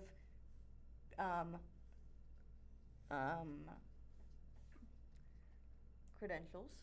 in film and music, acting in Christian and Hallmark movies, and working closely with Rebbe McIntyre, Reba McEntire. Vince Gill, and others. In 2023, Chow was also the first comedian inducted into the Grand Ole Opry. since 1973. 1, 2, 3, 4. You don't have to number them. Friday, June 5th, first Friday walk. It's going to be at downtown and it's free to go. 6 to 10 p.m. is when the whole thing will go through. Starting at 6 p.m., ending at 10 p.m. is what I mean. Downtown becomes one giant gallery during First Fridays with numerous venues displaying art in the various mediums. In addition to traditional art, enjoy live music, fashion, and food across 20-plus businesses, including the Gilloy's Theater, MSU's Break City Gallery, and others. Stag's Leap Wine Cellars Wine Dinner. The Warman House at Big Cedar Lodge. Admission is $198. Starts at 6 p.m. to 9 p.m. 21 plus. People 21 and older can go. This 5-course communal style wine dinner. Why do I keep wanting to say diner? It's okay. Dinner pairs creative dishes with standout selections from Stag's Leap in Napa Valley. Hosted by the winery's manager of hospitality operations. The evening highlights 5 site-driven wines, including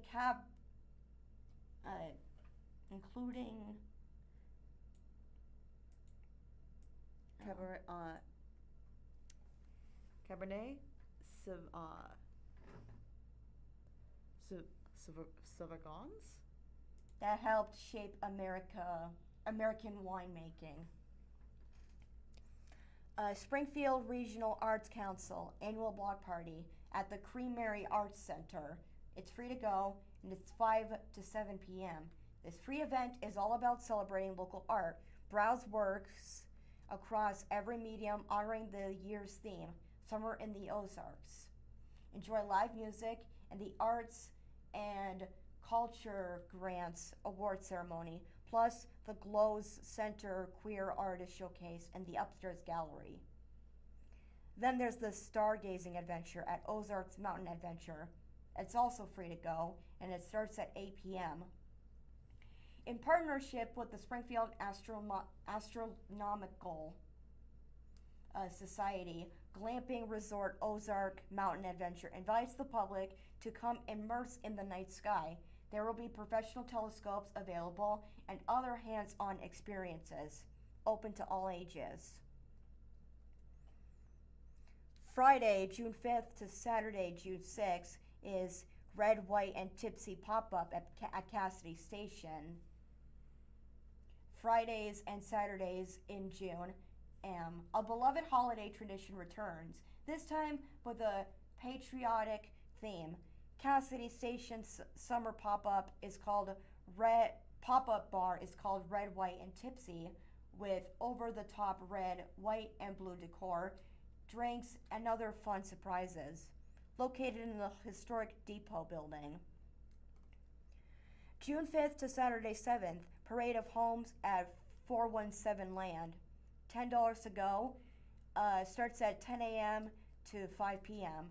This is your opportunity to take a peek at some of our region's most beautiful and impressive homes. Put together your own self-guided route, visiting some or all of the 9 homes. Saturday, June 6th, Candlelight, Coldplay and Imagine Dragons at the Schoen Chapel at Drury University. Tickets from $27 and the show starts at 8:45 p.m.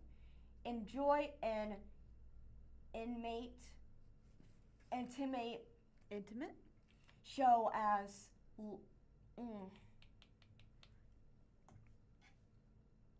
At Listio String Quartet.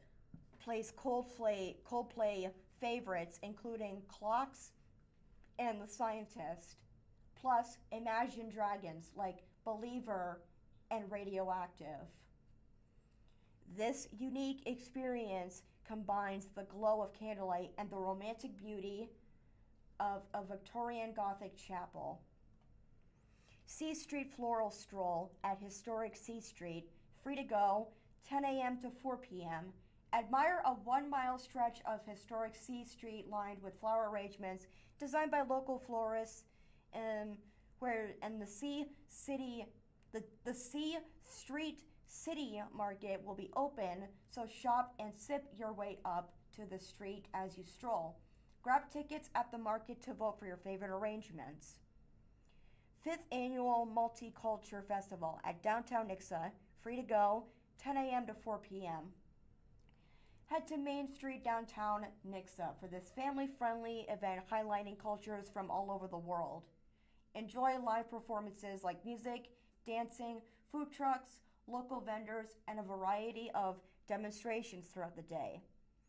Finally, June 6th to Sunday, June 7th, Ian Bag at Springfield Comedy Club.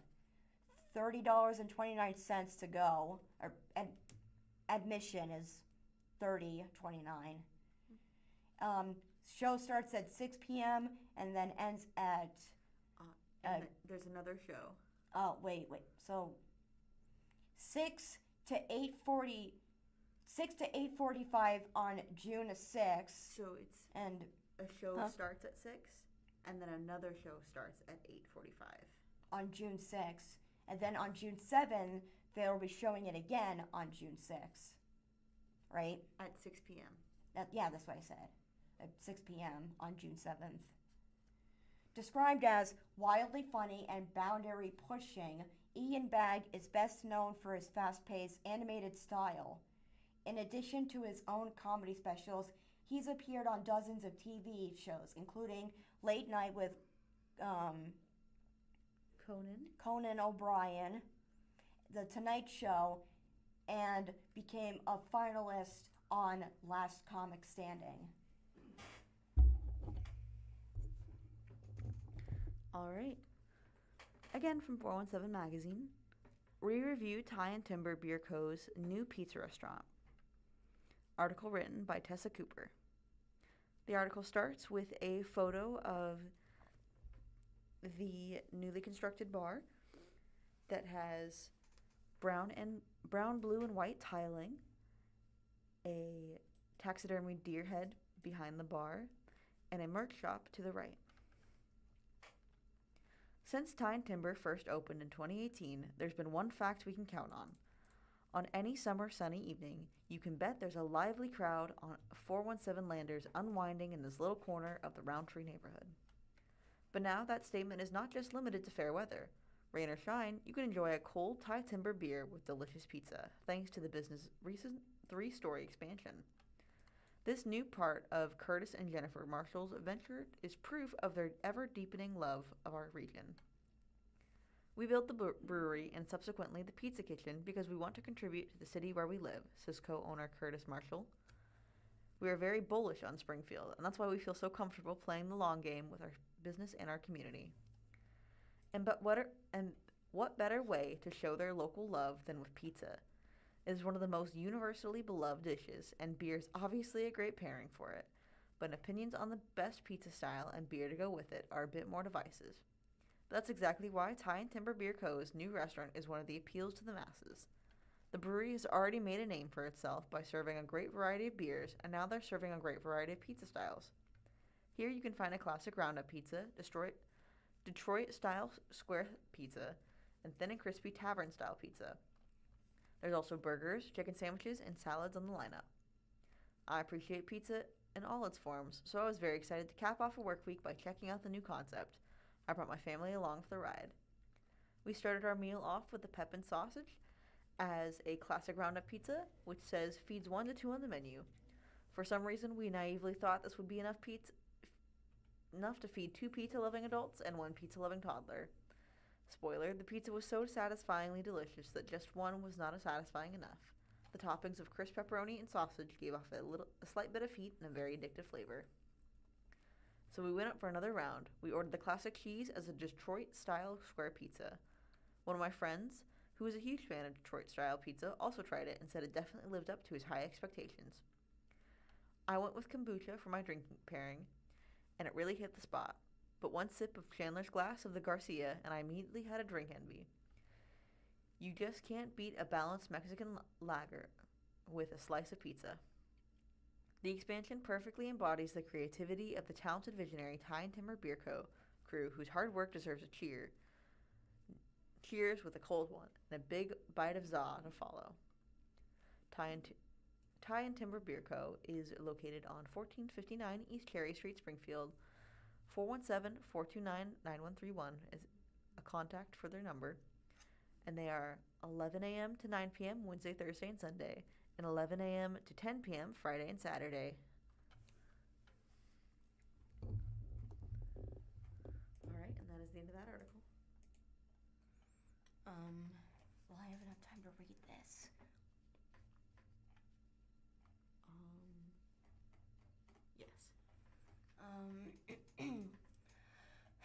417 Magazine, How the Ozark Mill Keeps a 200-Year Milling Tradition Alive.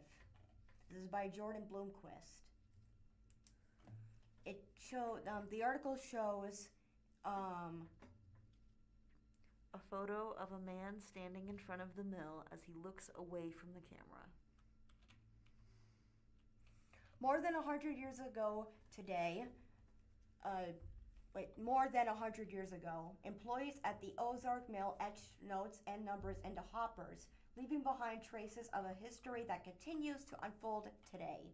Now, Blake Adams is the head miller at Dogwood Cannon and the Ozark Mill. He works 4 days a week at Dogwood Cannon and 1 day a week at the Ozark Mill, maintaining all the mechanical aspects of the mills, as well as all milling operations. Managing the mechanics of a historical mill is somewhat of a dying art. Adams says there's just not that many people who have the knowledge of it. His path to becoming a mill expert is as much about curiosity as it is about timing. From a young age, he was captivated by the mechanics of mills. Adams remembers being 7 or 8 years old, peering into the basement of Edwards Mill and watching red pulleys turn. Growing up near the Spring Creek Mill, he would grab vanilla ice cream in a styrofoam cup from the nearby cafe and sit and stare at the old building that held the machinery, imagining what life inside the mill must have been like. By 2015, he was consulting on mill operations at Dogwood Cannon, and by 2016, he took the lead at both Dogwood and the Ozark Mill. Over the next several years, he became involved in restoring and operating the historic mill, which it now provides a process that led to its opening in 2021. Now, 5 years later, the Ozark Mill has 3 immersive mills on the milling floor. One spins for display, one is completely static, and the third is only running when grinding grain. But like when it was recently used to mill barley for the Ozarks barley for the Ozark Mill's new golden hour. LAG Lager. In collaboration with a 4x4 brewing company. While working at the Ozark Mill, it's not lost on Adams the people and stories that came before him. There's been a mill here since before the Civil War, and I'm standing. Oh shoot! It's okay. I am sorry. Since the mill, there's been a mill since here before the Civil War, and I'm standing in the same spot, doing the same thing that the millers have been doing for 200 years nearly. It means a lot. The time is 12 p.m. Thank you for listening to the Blind Community Thrift Store radio reading service. Tune in every week, Monday through Friday, on the Blind Community Thrift Store's YouTube channel at 10 a.m. for more up-to-date news from the Springfield News-Leader, Springfield Daily Citizen, Springfield Business Journal, and 417 Magazine. Listen after we are live on the Audio Reader Network at www.reader.ku.edu. All broadcasts are played over KSMU subcarrier airwaves at 67 kHz on 91.1 from 3 p.m. to 5 p.m. Monday through Friday. Contact Audio Reader Network for information on receiving a pre-programmed radio. I'm Savannah. And I'm Madison. Thank you for listening.